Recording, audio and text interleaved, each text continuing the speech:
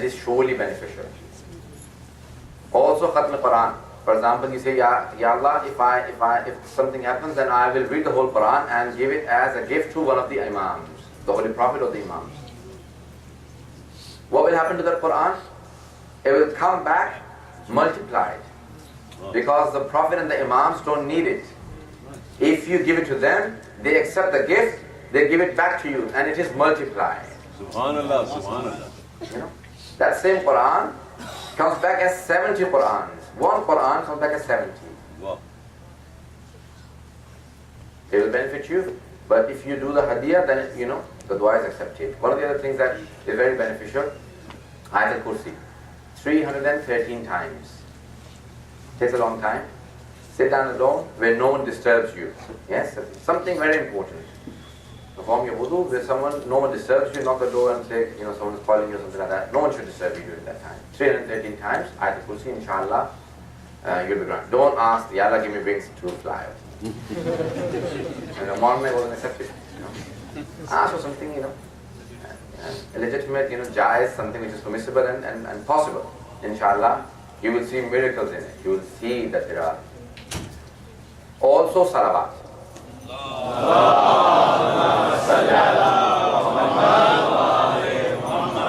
Salawat has great effects. Yes? Recite it with the numbers of 5, 12 or 14. 500 times, 1200 times or 1400 times. Yes? It has great effect.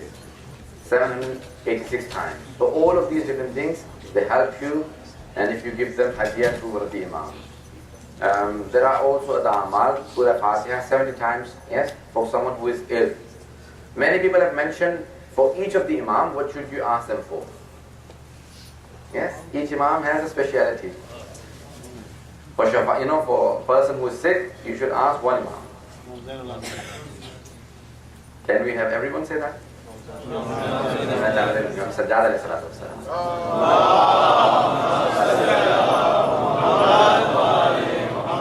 For a person who is traveling, they should Imam Raza alayhi salam.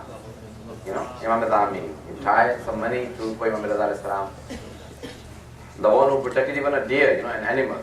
It came running to him, Mawla, someone wants to hunt me. Can you save me? The Imam was so merciful that, you know, he could not stand that this deer is going to be crying. And why do you want to be saved? You know, you are halal. He said, Mawla, I am halal, but I have little children, kids, you know. If they give me a chance enough so I can go back and feed my children, then I am willing to be killed. So the Imam cried.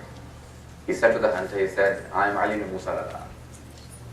For my sake, just leave this deer until it comes back. He said, Mawla, for your sake, I will not hunt it anymore. You know, because you have said so. Look at, you know, the Ayyam alayhi salam. The last thing that I want to say in English, even in Bihar al-Anwar, he has mentioned this miracle about the Ayyam alayhi salam. You know, why did Yazid free the Ahlul Bayt? Why did he free them? One day this was a Christian person who had a lot of money, everything finished. He had a daughter and his wife, they had come from another city to Damascus. Everything finished. He didn't have any means to go back to his town. So he said, I should give something as a gift to Yazid, you know, to the king. So he'll give me some money so I can go back. So he went and, you know, a deer, a female deer, he tied up and said, I'll give this to Yazid. Outside Yazid's palace was the prison where the Ayyam alayhi salam were in prison, where Imam Sajjad and Baqir and the ladies. He says that when I was bringing this deer, it came all the way up to that prison, and I didn't know that there were people inside, and it stopped, and I kept pushing it, and then I kept dragging it, and it wouldn't move. And when I loosened the rope, it ran towards the prison and said, Assalamu alayka ya ibn Rasulullah. And it spoke in Arabic, and I couldn't believe that a deer can speak in Arabic. So it amazed me because he was a Christian. So he said, I came forward and looked inside. What's going, you know?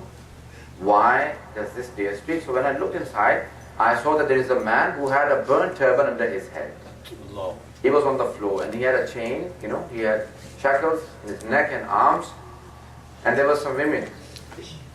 When I looked inside, he said, you should not enjoy the imprisonment of people who are going through trouble.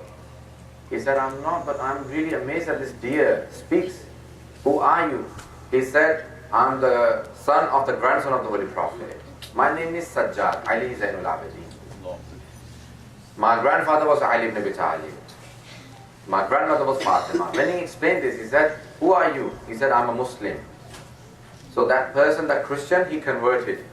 He went around knocking all the doors near the prison in Damascus and he said, oh people, oh Muslims, do you know who is here? Do you know that this person who is in the prison, he belongs to the family of your Prophet? A revolution had started. He went around knocking the doors. The army of Yazid saw this and they informed Yazid. He ordered him to be killed. So they cut his head and they put him in a grave, threw him outside. His wife heard that my husband has been killed because there is a person who is in the prison, because of him. So she came to the prison and said, who is Zainul Abidin? Imam Sajjad said, it's me. He said, because of you my husband was killed. Imam said, do not blame me for that murder. It was Yazid who killed him. She said, no, but because he stood up for you, he was killed. Imam Islam said, oh Allah, take off this chain so I can show her what my miracle is.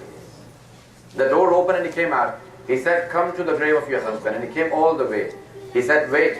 He said, oh Allah, for the sake of the troubles that I am going through, Parvardigara, mere masaib ka wasta.